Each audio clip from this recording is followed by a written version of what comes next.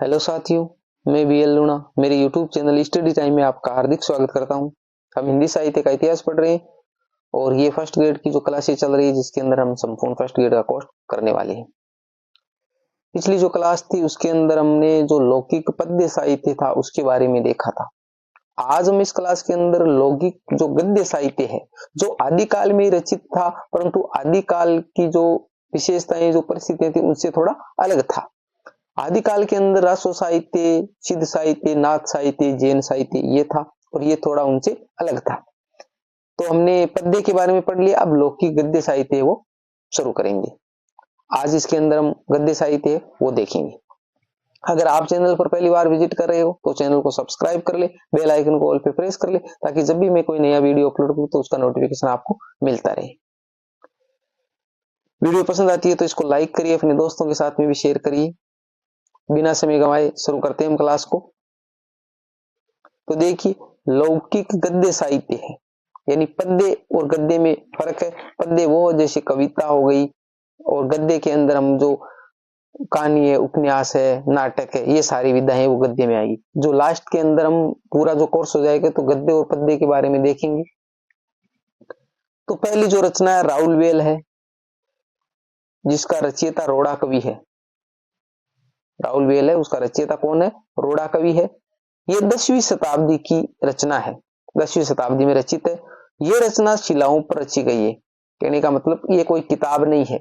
ये जो रचना है राउल वेल ये रोड़ा कवि द्वारा लिखी गई है और कहां पर है? शिलाओं पर यानी पत्थरों पर लिखी गई है। ये गद्य पद्य मिश्रित रचना है जिसको चंपू काव्य बोला जाता है। यानी गद्य और पद्य मिश्रित होती है उसको क्या बोला जाता है? चंपू काव्य, जिसके अंदर गद्य भी हो और पद्य भी हो, दोनों मिले हुए हो। आगे देख, इस रचना में नायिका राउल वेल का नखशिख वर्णन किया गया है। Most line. नखशिख का मतलब होता है नख यानी नाखून और शीख यानी चोटी होता है, शिखा बोलते हैं ना। तो कहने का मतलब पैर से लेकर सिर तक का वर्णन किया गया नायिका के, यानी अलग अलग अंगों का इसके अंदर वर्णन किया गया है। तो नखशिख वर्णन है और राउल वेल रचना में हमारे को मिलता है जो एक शिलांकित रचना है। हिंदी में नखशिख वर्णन की परंपरा का आरंभ इसी रचना से हुआ था। कहने का मतलब पहले नखशिख वर्णन नहीं किया जाता था। राउल वेल को देखकर ही लोगों ने नखशिख वर्णन करना शुरू किया था। यानी नाखून से लेकर यानी उसकी अलग अलग विशेषता बताई जाती है। नाखूनों की, उसके नाखून कैसे थे, उसके बाल कैसे थे, उसकी आंखें कैसी थी, यानी सारा वर्णन किया जाता है नायिका का। इस रचना की भाषा में हिंदी की 7 बोलियों के शब्द प्राप्त होते हैं जिसमें राजस्थानी प्रमुख है। ये भी मोस्ट है, राजस्थानी प्रमुख है तो कहने का मतलब डिंगल भाषा है। इस रचना की भाषा में हिंदी की जो 7 बोलियां हैं उन 7 बोलियों के शब्द इसके अंदर देखने को मिलते हैं। आगे देखो, राउल वेल से संबंधित इतने ही पॉइंट थे और इतने ही क्वेश्चन है वो बनते हैं।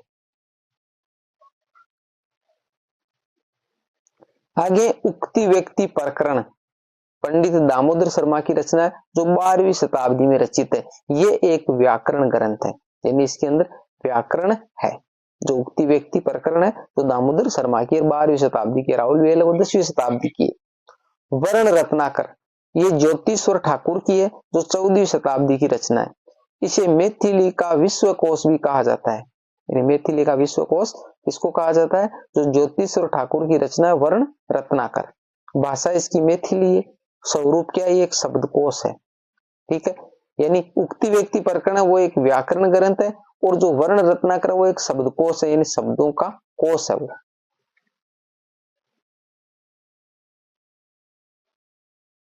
अब इसके अलावा है आदिकालीन अपभ्रंश साहित्य, यानी आदिकाल में कुछ अपभ्रंश साहित्य वो भी लिखा गया था। तो वो देख लेते हैं कि आदिकाल के अंदर जो अपभ्रंश साहित्य वो कौन कौन सा लिखा गया। तो पहला नाम आया स्वयंभू देव, जिसको स्वयंभू भी कहा जाता है। स्वयंभू, कहीं पर स्वयंभू देव लिखा, कहीं स्वयंभू है। मोस्ट है, स्वयंभू के बारे में बहुत सारे क्वेश्चन पूछे गए हैं। इसको हिंदी का प्रथम कवि किसने माना है वो मेरे को आप कमेंट करके बताइए। यानी स्वयंभू है उसको हिंदी का प्रथम कवि किसने माना है, पीछे हमने पढ़ा है। अगर आप मेरे चैनल से नियमित जुड़े हुए तो आपको पता होगा। इनकी रचनाएं हैं पौम चरियु, रिठनेमी चरियु, स्वयंभू छंद, पंचमी चरियु। यानी ये जो सारी रचनाएं वो मोस्ट है, जिसके अंदर ये 1 नंबर है पहुम चरियु, ये तो बहुत ही महत्वपूर्ण है। एक है पहुम चरियु और एक है पहुम चरियम, ठीक है, थोड़ा सा फर्क है। ये पहुम चरियु है, ये है पहुम चरियम। मैंने पीछे आपको बता दिया ये रचना किसकी है, आप मेरे को कमेंट करके बताइए।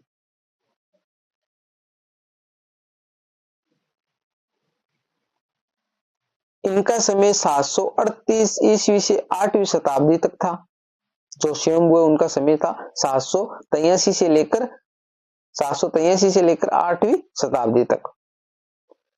पहुम चरियु रचना में भगवान राम के चरित्र का वर्णन है, यानी एक रामायण की तरह है ये। तो पहुम चरियु क्या है, रचना में भगवान राम के चरित्र का वर्णन है। डॉक्टर भयाणी ने इस रचना को अपभ्रंश की राम कथा कहा है, ये मोस्ट लाइन है। जो पहुम चरियु है इसको डॉक्टर भयाणी ने क्या कहा है, अपभ्रंश की राम कथा कहा है। स्वयंभू को अपभ्रंश का वाल्मीकि भी कहते हैं। ऋषनेमी चरियु में कृष्ण का चरित्र का वर्णन है, यानी पहुम चरियु है, पहुम चरियु में राम के चरित्र का वर्णन है और ऋषनेमी चरियु में कृष्ण के चरित्र का वर्णन है। स्वयंभू को अपभ्रंश का प्रथम महाकवि भी कहते हैं। स्वयंभू को अपभ्रंश का प्रथम महाकवि भी कहा जाता है और इसको हिंदी का प्रथम कवि माना है। किसने, जो मैंने आपको भी कमेंट करने के लिए बोला है, तो आप मेरे को कमेंट करके बताइए। अपभ्रंश की प्रथम कड़वक वध रचना पहुम चरियु है। इसमें 7 चौपाई प्लस 1 दोहा, यानी इस रचना का जो निर्माण कैसे किया गया है कि 7 चौपाइयां आती है, 7 चौपाइयों के बाद में 1 दोहा आता है, फिर वापिस 7 चौपाइयां आती है, फिर 1 दोहा आता है, तो इसको कड़वक वध रचना कहा जाता है।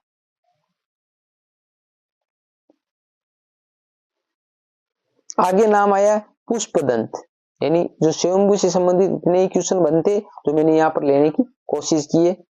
फिर आता है पुष्पदंत, आगे है इसका वर्णन। इसकी रचनाएं है महापुराण, ये मोस्ट रचना है महापुराण, णय कुमार चरियु, जस हर चरियु और कोश ग्रंथ। ये जो 4 रचनाएं वो हमारे पुष्पदंत की है। शिव सिंह सेंगर ने इनको अपभ्रंश का बहुभूति कहा है, ये मोस्ट लाइन पूछी गई है क्वेश्चन। शिव सिंह सेंगर है, उसको क्या कहा है, अपभ्रंश का बहुभूति कहा है पुष्पदंत को। महापुराण रचना के कारण इन्हें अपभ्रंश का वेद व्यास भी कहा जाता है, ये लाइन भी पूछी गई है। तो ये सारे क्वेश्चन है, अच्छे से इसको आप याद कर लीजिए। इसके बाद में आता है हमारा धनपाल, इसकी रचना भविष्यत का। तो धनपाल के बारे में, इस रचना के बारे में पूछा जाता है कि रचना किसकी है, या फिर ऐसा क्वेश्चन पूछा जाता है कि धनपाल के बारे में, जैसे ये रचना है किसकी, धनपाल की है, या फिर पूछ ले कि भविष्यत का है वो रचना किसकी है, धनपाल की है, या धनपाल की इनमें से कौन सी रचना, ये ऐसे ही क्वेश्चन बनाते, बाकी लंबा चौड़ा इसका कोई वर्णन है नहीं। 4 नंबर अब्दुल रहमान संदेश रासक, ये भी मोस्ट रचना है संदेश रासक। अब्दुल रहमान की रचना जो संदेश रासक है, इस संदेश रासक के आधार पर जो रासक शब्द आया है, इसके आधार पर ही जो रासो शब्द की व्युत्पत्ति मानी गई है। ये किसी भी भारतीय भाषा में रचना करने वाले प्रथम मुसलमान कवि है। अब्दुल रहमान है जो एक भारतीय भाषा में रचना करने वाले प्रथम मुसलमान कवि है। संदेश रासक श्रृंगार काव्य परंपरा की सर्वप्रथम रचना है। श्रृंगार काव्य परंपरा उसकी प्रथम रचना है संदेश रासक।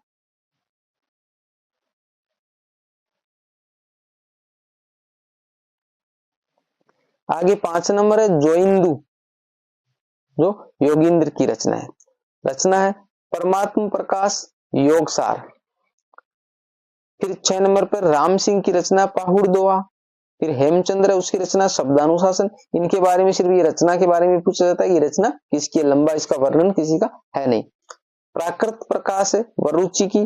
पृथ्वीराज विजय जयानक की। कुएले माला उद्यतन सूरी की।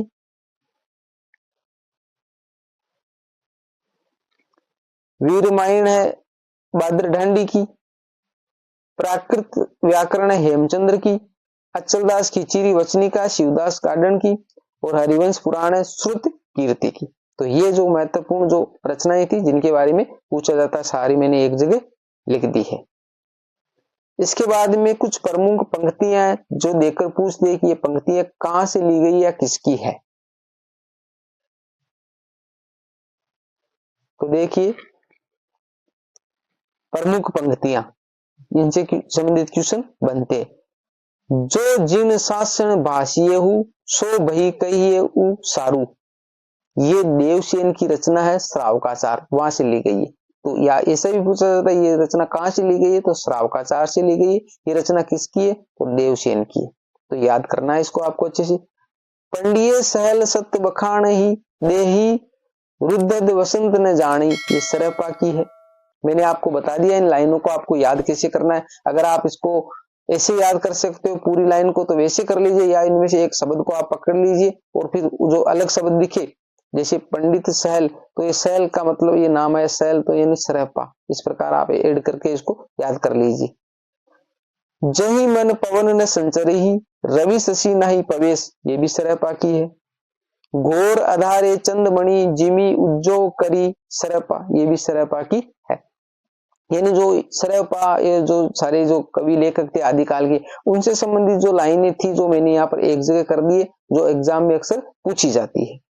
आगे देखो 5 नंबर है का तरुवर पंच विडाल, लुईपा की है। भाव न होई अभाव न जाई, ये भी लुईपा की है।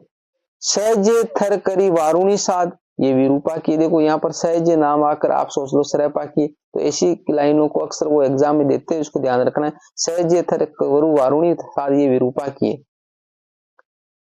एकण की जई मंत्रण तंत, ये कहपा की है। हालो डोंबी तो पूछ मी सद्भावे कह पाया, डोंबी नाम आया तो आप डोंबी पा नहीं करेंगे इसको, ये कह पा की है। भला हुआ जो मारिया, ये हेमचंद्र की है। पिए संगमी कहू निंदड़ली, ये हेमचंद्र की है।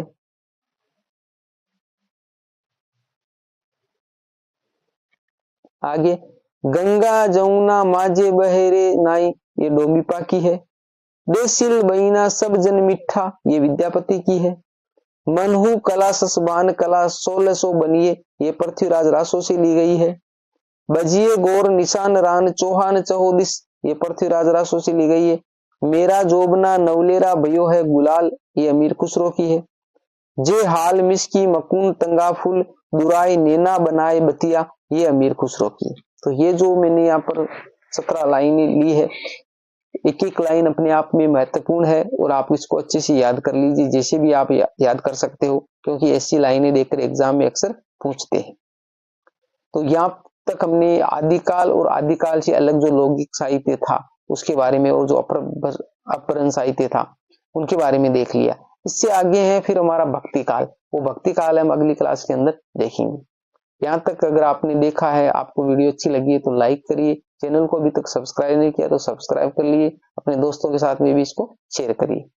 किसी भी प्रकार का डाउट कंफ्यूजन है तो आप मेरे को कमेंट कर सकते हो। मिलते हैं अगली वीडियो में, तब तक के लिए जय भीम जय भारत।